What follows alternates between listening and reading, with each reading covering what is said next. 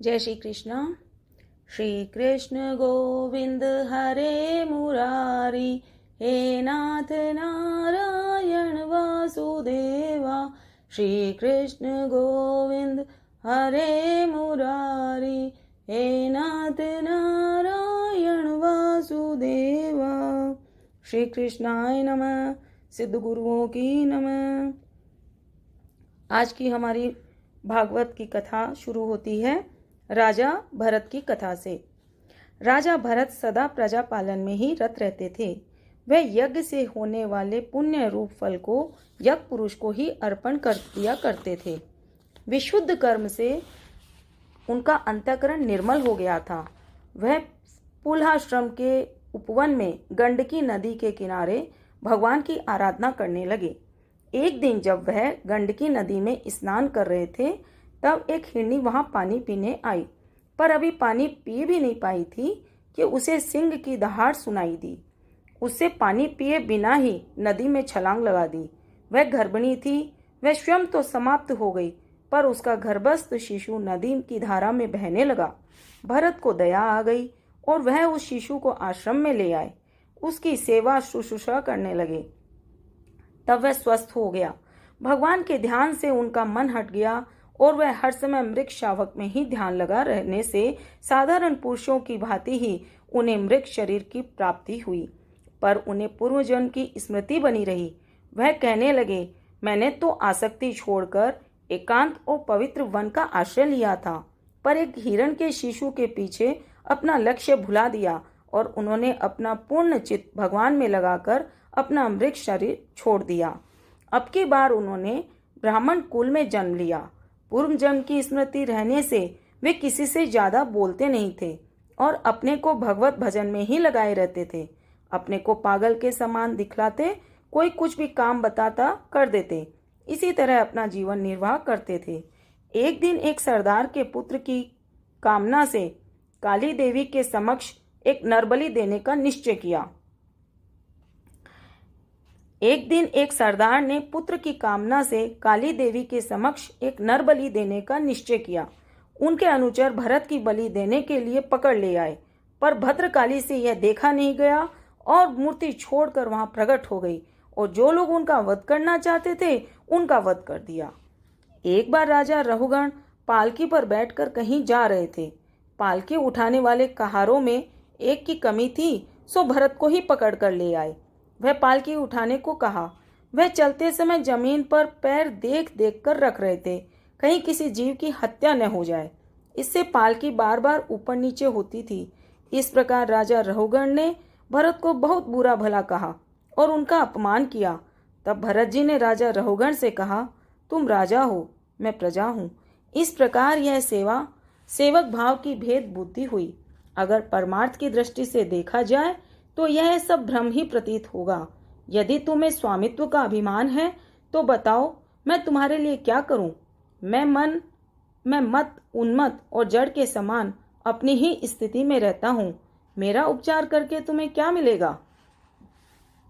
जब तक मनुष्य का मन सत्य, रज और तमोगुण के अधीन रहता है, तब तक अपनी ज्ञानेंद्रियों व कर्मेंद्रियों से शुभाशुभ कर्म करता रहता है।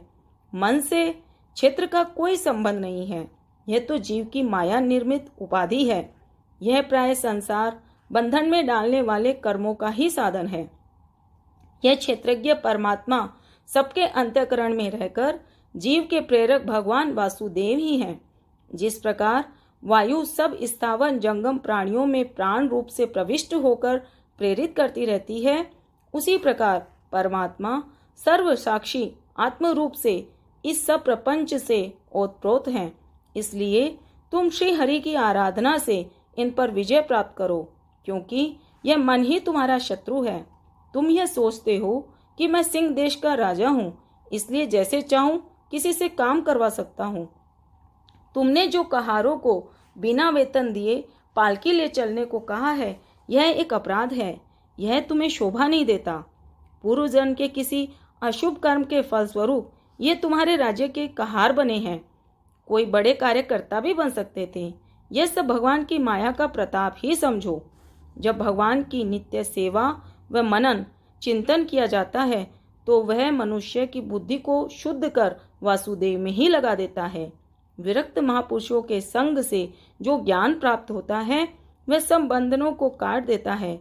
तभी जीव भगवान की अनंत लीलाओं और कथाओं का रसास्वादन कर सकता है। भरत ने रघुगण से कहा कि संग्राम में वीर गति प्राप्त करने वालों को भी भगवान विष्णु यह अविनाशी पद नहीं देते हैं जो बैर भावना से रहित परम हंस सहज ही प्राप्त कर लेते हैं।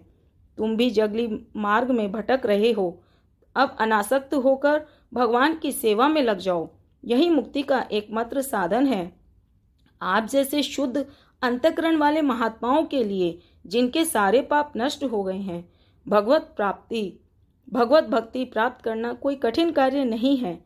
इस प्रकार भरत ने राजा रघुगण को आत्म तत्व का उपदेश दिया। राजा उनके पैरों में गिर पड़े और क्षमा मांगी। जय श्री कृष्णा।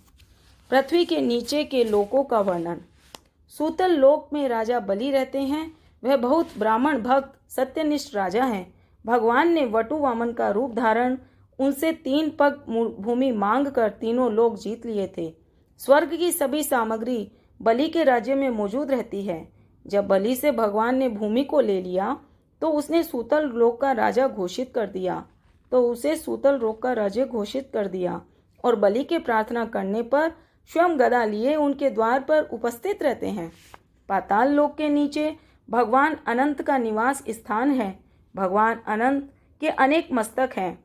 उनके एक मस्तक पर रखा हुआ यह सारा ब्रह्मांड सरसों के दाने के बराबर दिखाई देता है। राजा परीक्षित के पूछने पर सुखदेव जी कहते हैं, मनुष्य अपने कर्मों के अनुसार ही फल पाता है।